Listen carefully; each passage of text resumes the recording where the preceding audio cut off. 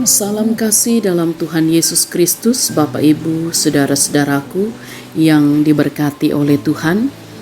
Bersyukurlah kita atas limpah kasih Tuhan yang boleh kita alami hari ini, hari yang Tuhan karuniakan bagi kita. Sejenak bersama kita akan membaca dan merenungkan firman Tuhan. Mari berdoa, mohon Tuhan menolong kita.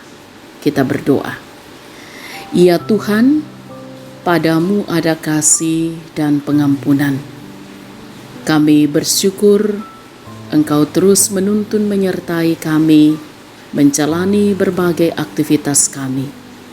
Dan hari ini Tuhan karuniakan bagi kami lagi untuk juga bersama-sama terus menghayati dan merenungkan firman-Mu untuk senantiasa menjadi suluh bagi langkah kami di perjalanan hidup karunia Tuhan.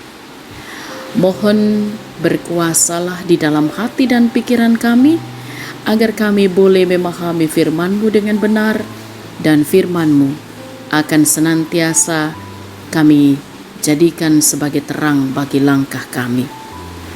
Dalam nama Tuhan Yesus kami berdoa. Amin. Bacaan Alkitab kita hari ini dari kitab Injil Markus pasal 11 ayat 15 sampai ayat 19. Yesus menyucikan bait Allah.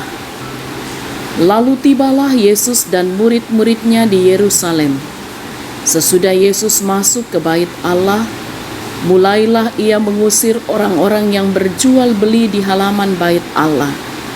Meja-meja penukar uang dan bangku-bangku pedagang merpati dibalikkannya, dan ia tidak memperbolehkan orang membawa barang-barang melintasi halaman bait Allah. Lalu ia mengajar mereka, katanya, "Bukankah ada tertulis, rumahku akan disebut rumah doa bagi segala bangsa? Tetapi kamu ini telah menjadikannya sarang penyamun."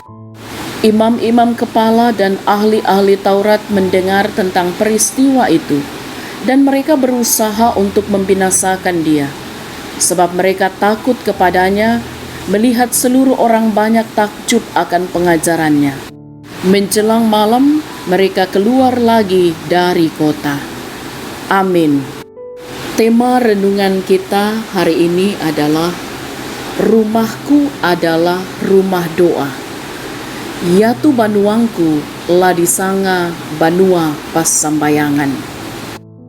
Bapak Ibu, saudara-saudara yang kekasih dalam Tuhan, perabotan rumah tangga memiliki kegunaan yang berbeda-beda. Dan memang pada dasarnya alat-alat tersebut dibuat untuk membantu pekerjaan manusia. Namun berkat kreativitas manusia, maka banyak perabotan rumah tangga yang diolah dan dibuat sedemikian rupa sehingga menghasilkan alat yang baru dan memiliki fungsi yang berbeda. Tindakan mengubah fungsi sesuatu juga pernah dilakukan oleh orang-orang di Yerusalem pada zaman Yesus. Bukan alat atau perabotan rumah tangga yang mereka ubah fungsinya, tetapi bait Allah. Bait Allah merupakan tempat untuk berdoa, beribadah, mendengarkan Taurat, dan menerima pengajaran dari imam. Tetapi sayangnya, bait Allah tidak lagi menjadi tempat yang kudus, karena orang-orang telah menjadikan halaman bait Allah sebagai tempat berjualan. Hal inilah yang membuat Yesus mengusir mereka. Para imam membiarkan bait Allah, padahal mereka bertugas untuk memelihara kekudusannya. Bait Allah seharusnya menjadi rumah doa bagi segala bangsa, tetapi telah menjadi sarang penyamun.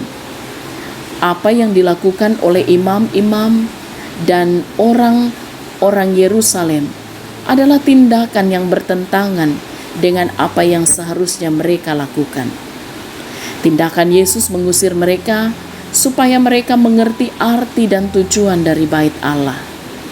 Yesus hendak menekankan dan mengajarkan bahwa bait Allah adalah tempat yang kudus, serta penyelenggaraan ibadah harus dilaksanakan dengan penuh kesucian dan menjaga kekudusannya.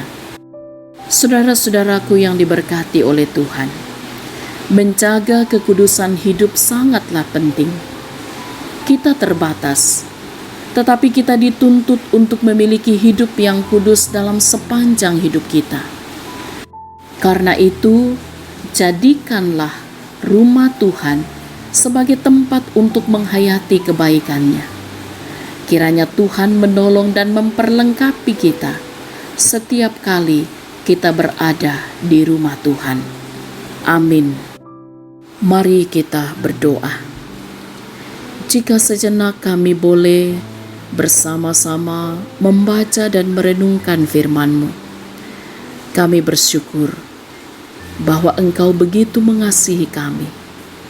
Kiranya oleh kebenaran firman-Mu ini akan sungguh-sungguh menolong kami oleh kuasa Roh Kudus untuk terus menjaga kekudusan hidup, baik ketika kami berada di rumah Tuhan, pun juga tubuh kami yang adalah bait Allah, kami jaga dalam kekudusan, hidup dalam kebenaran Allah.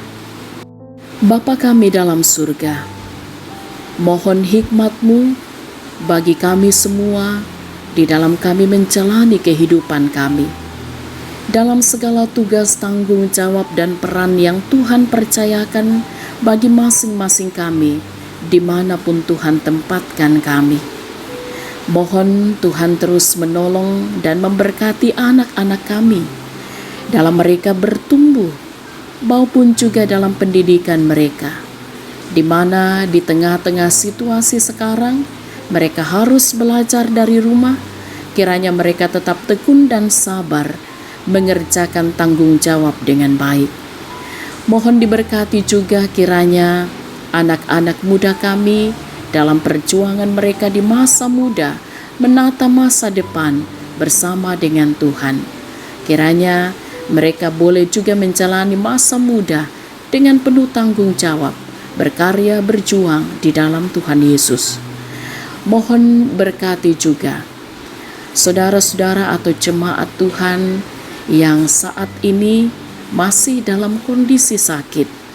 Tuhan, kuatkan mereka dan topang mereka lewat upaya perawatan yang mereka terima. Karuniakan mereka kesabaran dan hikmat-Mu ya Allah, agar mereka tetap sabar menanggung apa yang sedang mereka alami. Tentu harapan kami mereka pulih dari penyakit. Dalam semua itu, kuasa-Mu dan kehendak-Mu lah ya Tuhan. Biarlah mereka terus mampu menyaksikan kebaikan Tuhan, dan mereka selalu bersyukur dalam segala hal. Mereka yang berduka cita terus dikuatkan dan dihiburkan oleh Tuhan. Mereka yang sudah lanjut usia, kiranya juga tetap dikaruniakan hikmat Allah, sukacita bahagia di masa tua dengan kehadiran anak-anak dan cucu. Bahkan juga Tuhan, mereka terus mempercayakan hidup ini di dalam kuasa Tuhan, sehingga di masa tua mereka pun terus meyakini hanya Tuhanlah sumber kasih dan berkat yang menolong menuntun mereka melewati dan menikmati masa tua. Bapa dalam surga, kami juga bersyukur bersama dengan saudara-saudara kami yang boleh menikmati pertambahan usia, disempurnakan sukacita mereka. Mereka yang juga menghayati berkat-berkat Tuhan dalam kehidupan mereka atas kesuksesan, keberhasilan yang mereka boleh raih, semuanya hanya karena anugerah Tuhan, dan biarlah mereka terus mampu bersyukur dalam segala hal. Ya Tuhan, kami pertaruhkan kehidupan kami dalam kuasa-Mu. Bersama-sama kami mohon Tuhan terus menolong, menuntun kami menjalani sepanjang hari ini, dan teruslah diberkati para pemimpin bangsa kami dalam memimpin bangsa ini dengan benar. Di tengah-tengah situasi pandemi, kami percaya dengan pertolongan Tuhan semua dapat kami lalui dengan baik. Ini doa kami, harapan kami. Mohon ampun untuk dosa-dosa kami Tuhan, dan sempurnakan doa kami. Dalam nama Tuhan Yesus kami berdoa. Amin. Demikian sejenak kita bersama dalam renungan harian dan doa bersama. Tetap semangat, tetap jaga kesehatan. Salam sehat, Tuhan Yesus berkati.